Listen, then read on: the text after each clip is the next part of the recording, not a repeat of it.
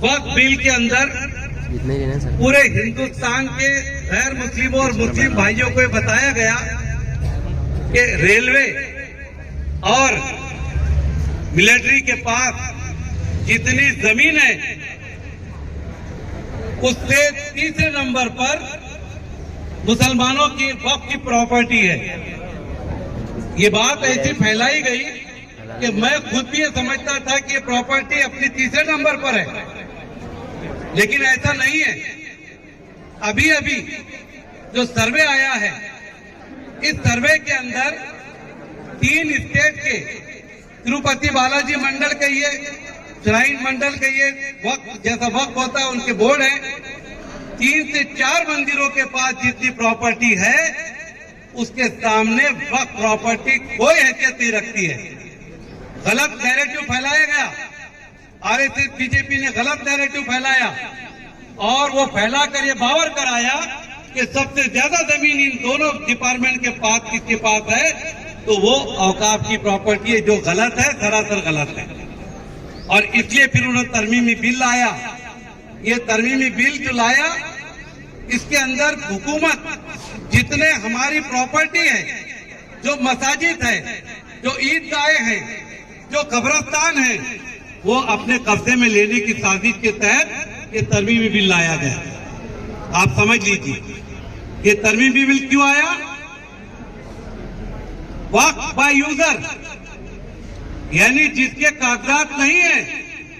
अंग्रेजों की हुकूमत से पहले 13वीं, 14वीं, 15वीं सदी में कोई डॉक्यूमेंट नहीं था और उस जमाने में जो उसका यूज होता था वो मस्जिद हो, कब्रिस्तान हो, शमशान हो, ईदगाह हो, कोई उसके डॉक्यूमेंट नहीं थे। उसके इस्तेमाल की वजह से उसको कहते हैं वक्फ बाय यूजर। आप यूजर का स्पेलिंग समझते हैं ना। उसको इन्होंने खत्म कर दिया। अब वक्फ बाय यूजर अगर खत्म हो गया तो सारी प्रॉपर्टी गवर्नमेंट की। आप समझ के चलिए, जिनके पास डॉक्यूमेंट नहीं है, वक्फ बाय यूजर है, आपकी मस्जिद है, खानका है, दरगाह है, ये सारी चीजें आपकी, अगर आपके पास डॉक्यूमेंट नहीं है तो ये गवर्नमेंट की हो जाएगी।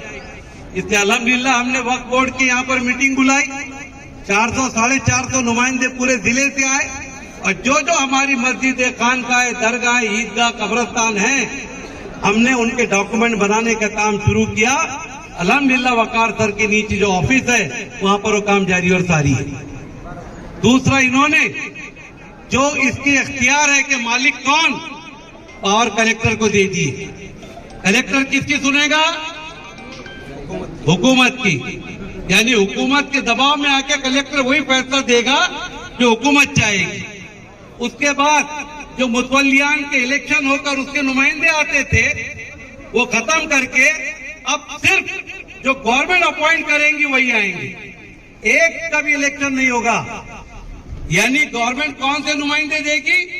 ऐसे वो मौलाना दाढ़ी वाले पकड़ के लाएंगे जो हरामखोर आरएसएस और बीजेपी के तलवे चाटने वाले मौलाना हैं, जिनको आपने सद्दाम हुसैन का दोस्तों हम करबला वाले उनसे हम किसी ने डरने वाले नहीं है दोस्तों, लेकिन हमारे आप के ऊपर भी लोगों ने पत्थर की बेटा मतलब वो फिलहाल लोगों ने पीटी है, उन्होंने सब्र किया और उन्होंने हिकमत अमली से काम लिया ताकि लोग अपनी तरफ रागिब हो। उसी तरह हमें भी लोगों को अपनी तरफ रागिब करना है कि क्या गवर्नमेंट ये चाहती है कि ये लड़ाई जो है वो हिंदू मुस्लिम की करना चाहती है, हमें इसको हिंदू मुस्लिम नहीं होने देना है। क्योंकि आज वक्फ बोर्ड के जो बिल जो पास उन्होंने करा है। अच्छा, हमारा स्टाइल क्या है? मैं पूरे हिंदुस्तान में, अभी उड़ीसा से आ रहा हूँ, बिहार से आ रहा हूँ, पूरे हिंदुस्तान में बोल रहा हूँ, जवानों, प्यारे जवानों, तुम सुन लो। मैं बहुत खतरनाक बोला, 10 मिनट में दंगे करा देता मैं, इतना डेंजर है। लेकिन अभी नहीं, क्योंकि अभी 40 साल के ऊपर हो गया ना मैं, तो मेरे को भी कल आ गए, समझ रहे आप? तो अब तुमको क्या करा जवानों, लोग तुमको उकसाएंगे, वर्गलाएंगे, रोड पर लाने की कोशिश करेंगे। कल भी मैंने उस हाल में क्या बोला सर कि कभी कभी अपने बाजू वाला बहुत जोर से नारा लगा था, ऐसा लगता है तुमको अपना है, लेकिन बाद में पता चलता वो तो भेजल था। तो अपनी सफ में ये भी देखना पड़ता कि कौन उधर से आयल है। अरे भाई, हमारे बड़े क्या करे, अभी इत्मीनान से जंग शुरू करो। अब कुछ लोग आपको पहले दिन डायरेक्ट उतार डाल रहे मैदान में, और पहले दिन ही चक्कर भिड़ गए तो 2.5 महीने में क्या होगा फिर? पहले दिन ही अपने ऊपर केस बन गए, पहले दिन ही अपने ऊपर केस बन गया, तो फिर आगे 2.5 महीने तक की परमिशन मिलेगी क्या? नहीं। तो हम जवानों को बोल रहे कि प्यारे बच्चों, हम कानून, संविधान, सेकुलर, जमहूरी तरीके से लड़ेंगे। और वक्त बढ़ा, हमारे बड़ों ने इशारा किया रोड पर आ जाओ, रोड पर आएंगे। हमारे बड़ों ने इशारा किया जेल भरो आंदोलन करो, जेल भरो आंदोलन करेंगे, सारी कुर्बानियां देंगे, मगर हम अल्लाह की जमीन और अल्लाह की जायदाद को किसी चोर के हलक में जाने नहीं देंगे। कहो इंशाअल्लाह। हाँ, तो बस यहीं पर बात खत्म। दादा लड़े थे गोरों से, अरे दादा लड़े थे गोरों से, अब अगला नारा जिंदाबाद का। संविधान संविधान संविधान संविधान, supreme court supreme court supreme court, Muslim personal board Muslim personal board Muslim personal board.